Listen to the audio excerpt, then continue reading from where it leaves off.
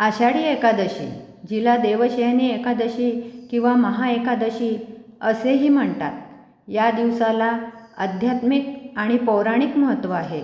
या दिवशी भगवान विष्णू क्षीरसागरात शेषनागावर 4 महिन्यांसाठी निद्रिस्त होतात, म्हणजेच योगनिद्रेत जातात. म्हणून या दिवसाला देवशयनी एकादशी म्हणतात. या पवित्र दिवसामागे एक अत्यंत रहस्यमय आणि रंजक पौराणिक कथा आहे.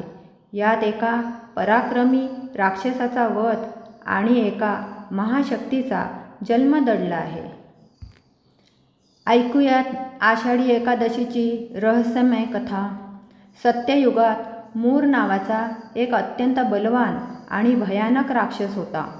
त्याने आपल्या शक्तीच्या बळावर स्वर्गलोक, पृथ्वी आणि पाताळ या तिन्ही लोकांवर ताबा मिळवला होता.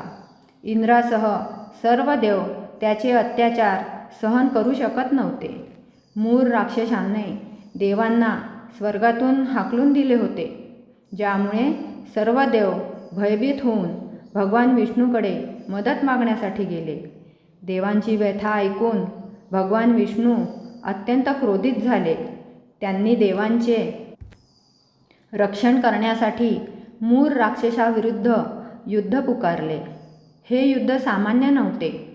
हे युद्ध तब्बल 10,000 वर्षांपेक्षा जास्त काळ चालले. मूर राक्षसाचे सैन्य आणि त्याच्याकडील मायावी शक्तींमुळे भगवान विष्णूंचे अनेक अस्त्र शस्त्र निकामी ठरत होते. लांबलेल्या युद्धामुळे आणि थकव्यामुळे भगवान विष्णूंनी थोडी विश्रांती घेण्याचे ठरवले.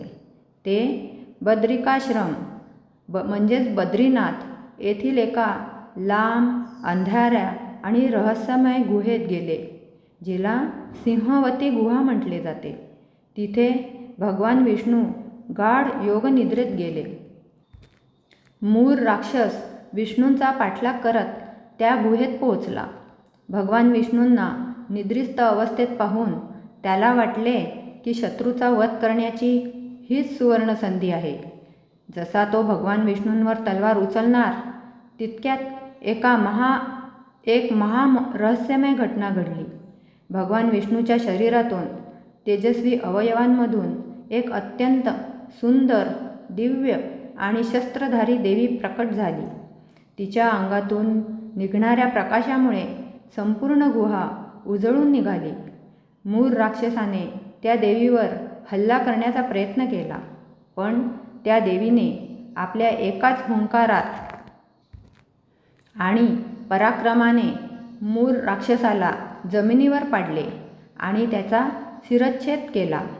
जेव्हा भगवान विष्णू निद्रेतून जागे झाले, तेव्हा त्यांनी मूर राक्षसाचा मृतदेह आणि समोर हात जोडून उभ्या असलेल्या दिव्य देवीला पाहिले. विष्णूंनी विचारले, तू कोण आहेस आणि या महाशक्तीचा वध कसा केलास?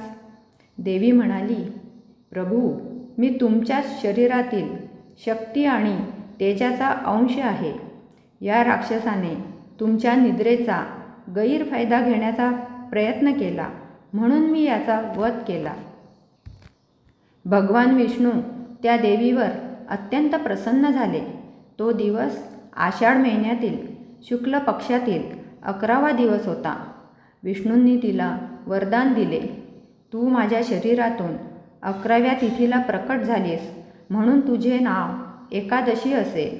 आजपासून जो कोणी या दिवशी व्रत करेल, उपवास करेल आणि तुझी पूजा करेल, त्याचे सर्व पाप नष्ट होतील आणि त्याला मोक्षप्राप्ती होईल.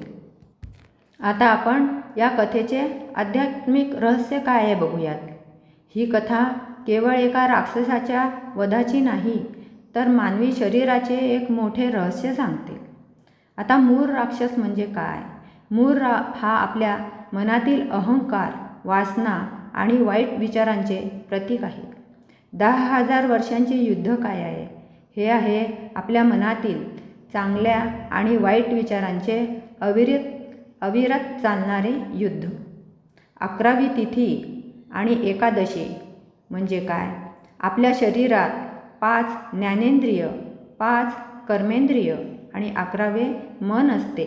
जेव्हा आपण उपवास करून या 11 गोष्टींवर ताबा मिळवतो आणि विष्णूंच्या चरणी लीन होतो, तेव्हा आपल्या आतून एक दैवी शक्ती म्हणजे एकादशी प्रकट होते, जी वाईट विचारांचा म्हणजे मूळ राक्षसाचा नाश करते. त्यामुळेच आषाढी एकादशीला उपवास करून विठ्ठलाची भक्ती करण्याचे अनन्यसाधारण महत्त्व आहे. या दिवशी विठ्ठल माऊलींच्या दर्शनासाठी पंढरपुरात लाखोंच्या संख्येने वारकरी जमा होतात.